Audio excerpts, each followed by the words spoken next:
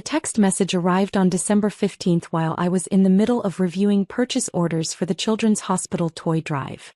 My phone buzzed and I glanced down to see my mother's name on the screen. "Hi honey. Dad and I have been talking and we think it might be better if you skip Christmas dinner this year. We want it to be really special for your sister's new in-laws and we're worried about, well, your situation might make things awkward. Hope you understand. Love you." I stared at the message for a long moment, then typed back a simple response. Understood. Have a wonderful Christmas. My situation.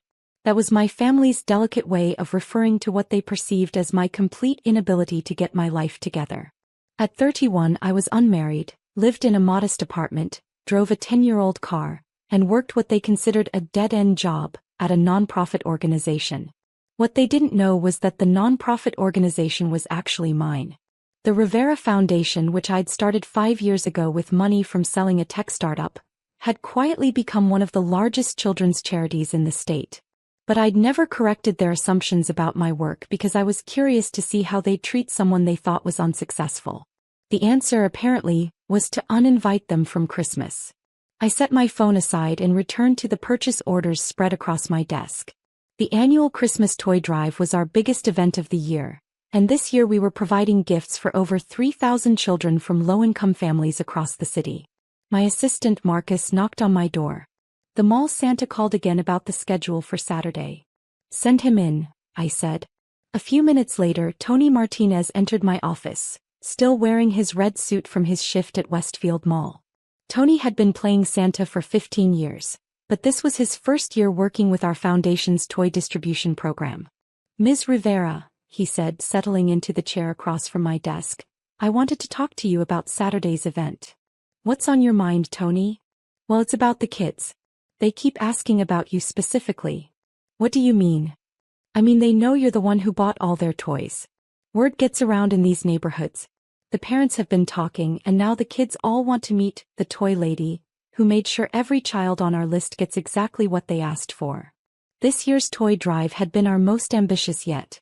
Instead of generic gifts, we'd worked with local schools and community centers to get specific wish lists from each child. Every kid would receive exactly what they'd asked for, from art supplies to bicycles to educational tablets. "Tony, I prefer to stay behind the scenes."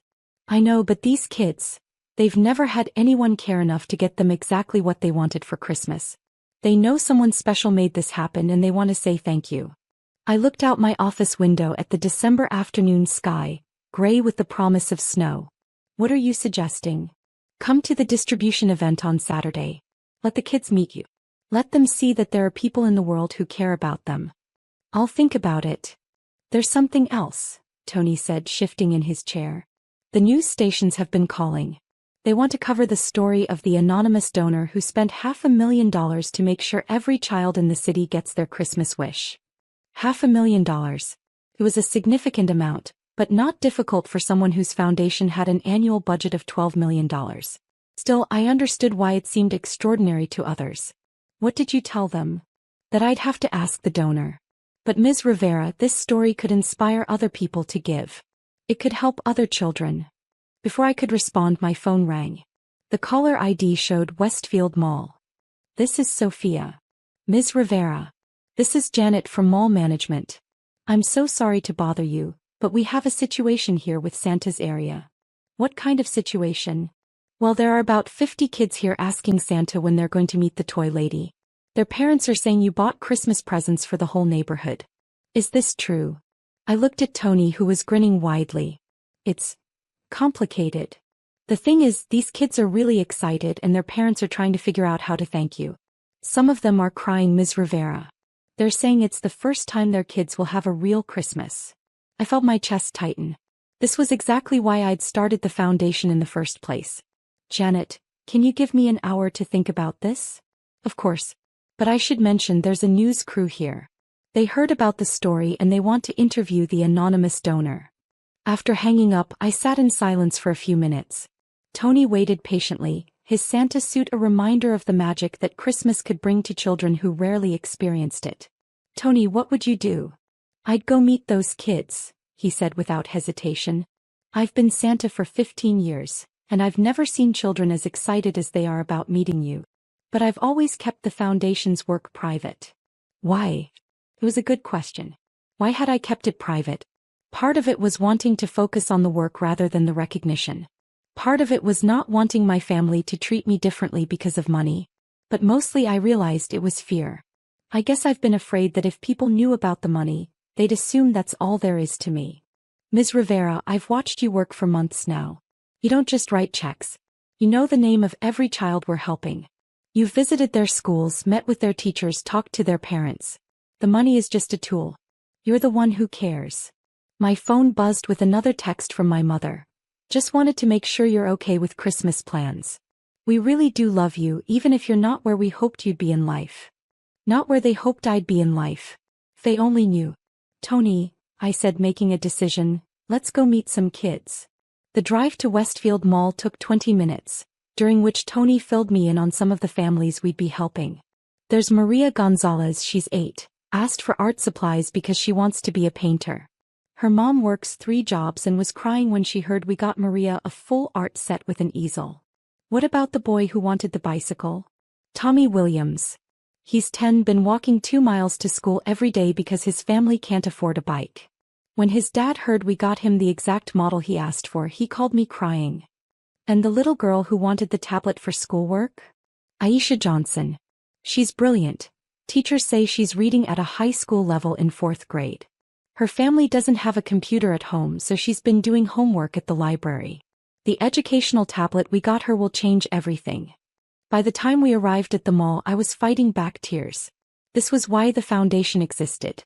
This was why I'd given up a high-paying tech career to focus on helping children. The mall was bustling with last-minute Christmas shoppers, but Santa's area was packed with families I recognized from our program. As soon as they saw Tony and me approaching, a cheer went up from the children. "It's the toy lady," shouted a little boy I recognized as Tommy Williams. "She's here.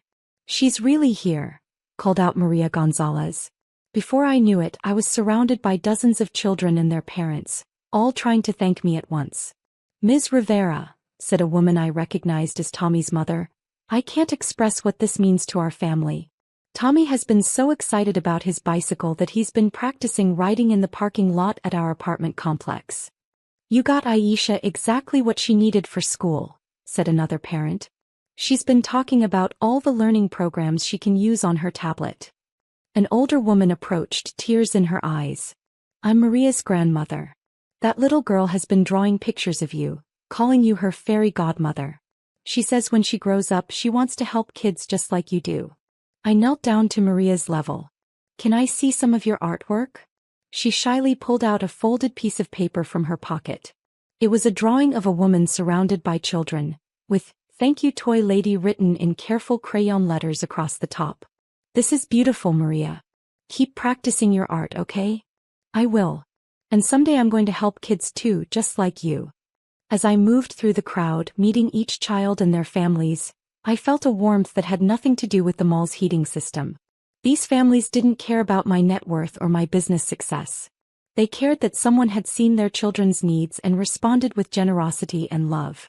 "Ms. Rivera," said a news reporter who'd been waiting respectfully at the edge of the crowd, "could we have a few words?" I looked around at the families, at Tony in his Santa suit, at the children clutching pictures they'd drawn for me. "Sure." The interview was brief but heartfelt. I talked about the importance of making sure every child feels valued during the holidays, about the joy of seeing specific wishes come true, about the community coming together to support its most vulnerable members. "And you funded this entire toy drive personally?" the reporter asked. "Through my foundation, yes. But the real work is done by volunteers like Tony here, and by the teachers and community workers who help us identify families in need." "Why do you do this?" "Because every child deserves to feel special. Every child deserves to know that someone cares about their dreams and wishes." After the news crew finished, I spent another hour with the families, taking pictures with the children and listening to their excited chatter about Christmas morning. As the crowd began to thin out, my phone rang. It was my sister Gabriella. "Sophia, I need to ask you something, and I need you to be completely honest." "Okay. I just saw you on the news. On the Channel 7 evening report. You were at the mall with a bunch of kids and they were calling you Did they say you spent $500,000 on Christmas presents? I looked around the mall at the families heading home with their hearts full of Christmas magic. At Tony still in his Santa suit talking to the last few children. Yes. Where did you get $500,000, Sophia? From my foundation. What foundation? The Rivera Foundation. I started it 5 years ago. The silence on the other end of the phone stretched so long I wondered if the call had dropped. Gabriella? Are you there? You have a foundation? Yes. With $500,000? With considerably more than that. How much more? The foundation has assets of about $40 million. We distribute about $12 million per year to various children's charities and programs. Another long silence. Sophia, where did you get $40 million? I sold a tech startup I founded after college. Instead of spending the money, I started the foundation to help children who grow up the way we did. The way we did. Poor Gabriella. We grew up poor. I remember what it felt like to want things for Christmas that Mom and Dad couldn't afford. I remember the years when we got one small gift each because that's all they could manage. But you never said. You never asked. Mom and Dad never asked. When I told you I worked for a nonprofit, you all assumed I was barely getting by. When I lived modestly, you assumed I couldn't afford better. When I didn't talk about money, you assumed I didn't have any. Oh my God. Sophia, we uninvited you from Christmas because we thought you were unsuccessful. I know. We thought you'd embarrass us in front of Miguel's parents. I know. We've been treating you like someone whose worth is determined by their apparent financial success? We're horrible people. You're not horrible people. You made assumptions based on limited information. But yes, those assumptions led to hurtful behavior. I could hear Gabriella crying on the other end of the phone. What can we do? How can we fix this? You can start by understanding that a person's value isn't determined by their wealth or status. You can start by treating people with respect regardless of their circumstances. Can you ever forgive us? I can forgive you. But I need you to think about why you were so quick to exclude someone you thought was struggling instead of including and supporting them. 20 minutes later, my phone rang again. This time it was my father. Mija, your mother and I just watched the news. Okay. We saw you with all those children. We saw how they looked at you, how grateful their families were. It was a good day. Sophia, we made a terrible mistake. Yes, you did. We don't deserve your forgiveness, but we're asking for it anyway. Dad, why did you uninvite me from Christmas? Because we thought you weren't successful and we were ashamed. Ashamed of what? Ashamed that our daughter was 31 and still struggling. But I wasn't struggling, Dad. You just assumed I was because I don't live extravagantly. We realize that now. We realize we don't know our own daughter at all. No, you don't. Will you come to Christmas dinner? Please. I thought about it for a moment. Only if you understand that my worth as a person has nothing to do with the foundation or the money. Only if you can love and respect me whether I'm wealthy or struggling. We understand. And Sophia. Yes. We're proud of you. Not because you're successful, but because you're using your success to help children who need it. Christmas Day arrived with a fresh coating of snow that made the city look like a postcard. I spent the morning at the foundation's distribution center, helping volunteers load the last of the gifts for families who couldn't make it to the mall event. Tony arrived around noon, this time dressed in jeans and a sweater instead of his Santa suit. How are you feeling about today? He asked. Nervous, I admitted. This is the first Christmas in 4 years that I'm spending with my family. Why nervous? Because now they know about the foundation and the money. I'm afraid they'll treat me differently. Different how? Like I'm someone important instead of just their daughter who happens to care about helping kids. Tony laughed. Sophia, you are someone important. But not because of the money. Because of this. He gestured around the distribution center, where volunteers were carefully loading bicycles, art supplies, tablets, and countless other gifts into delivery trucks.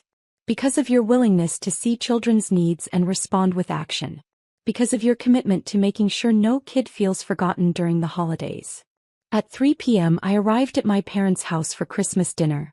The familiar smell of my mother's cooking greeted me at the door, along with hugs that felt more genuine than they had in years. Sophia, my mother said, holding me tightly, I'm so sorry about the text. I'm so sorry we almost missed celebrating Christmas with our daughter. I'm here now, Mom. The afternoon was different from previous family gatherings. Instead of polite small talk, we had real conversations. My family asked thoughtful questions about the foundation, about the children we helped, about my vision for expanding our programs. Tell us about the tech company you sold, my father asked over dinner. It was an app that helped small businesses manage their inventory more efficiently. I saw a problem that needed solving, built a solution, and got lucky when a larger company wanted to acquire us. How old were you? 26. And you used all the money to start the foundation? Most of it. I kept enough to live comfortably, but I didn't need $40 million for personal expenses. I needed it to make a difference. Gabriella leaned forward. What made you want to help children specifically?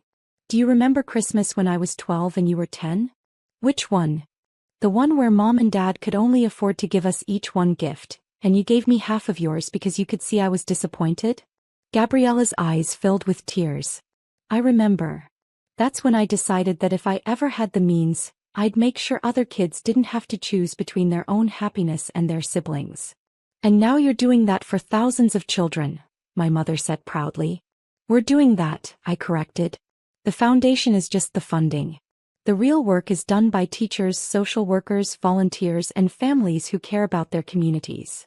As the evening wound down, I felt something I hadn't experienced in years. The sense that my family truly knew and accepted me for who I was. Sophia, my father said as I prepared to leave, I want you to know that we're proud of you. Not because you're wealthy, but because you're generous. Not because you're successful, but because you're kind. Thank you, Dad. That means everything to me. The drive home took me past several of the neighborhoods where our foundation worked. Many of the houses had Christmas lights twinkling in their windows, and I knew that behind those windows were children playing with toys that had made their Christmas wishes come true. My phone buzzed with a text from Tony. The Johnson family sent this photo. It was a picture of Aisha working on her new tablet, completely absorbed in an educational program. Another text arrived from Maria's grandmother. Maria wanted you to see her Christmas painting. The attached photo showed a beautiful watercolor of a Christmas tree, painted with the art supplies we'd provided. As I parked in front of my modest apartment building, I reflected on the past week. My family had learned valuable lessons about assumptions, respect, and the difference between success and the performance of success. But more importantly, thousands of children had learned that there are people in the world who care about their dreams and wishes. The next morning I woke up to my phone ringing. It was my mother. Sophia, your father and I have been talking and we want to volunteer with the foundation. We want to help however we can. That would be wonderful, Mom. And Gabriella wants to use her interior design skills to help create better spaces at the community centers you work with. I'd love to discuss that with her. There's one more thing, my mother said. We want to host a fundraiser for the foundation. We want our friends and neighbors to know about the amazing work you're doing. You don't have to do that. We want to be part of something meaningful. 6 months later, the Rivera Foundation had grown to include my entire family as volunteers and advocates. My parents organized monthly fundraising events. Gabriella designed beautiful, functional spaces for our partner organizations, and even my brother-in-law Miguel used his accounting skills to help us maximize our impact. The foundation's annual report that year showed that we'd helped over 10,000 children across the state, funded educational programs in 50 schools, and provided emergency assistance to hundreds of families. But the number I was most proud of was smaller. One family that had learned to see past assumptions and recognize that the most successful people are often the ones who use their success to lift others up. Sometimes the best Christmas gift isn't something you receive. It's the opportunity to show people who you really are and watch them rise to meet you there. And sometimes it takes a Santa from the mall to remind a family that the person they thought was unsuccessful was actually making Christmas magic happen for thousands of children. A year later, Tony still plays Santa at Westfield Mall. But now, when children ask about the toy lady, he tells them about the Rivera Foundation and how they can help other kids when they grow up. Because the best Christmas magic isn't what happens once a year. It's what happens when people decide to care about each other every single day.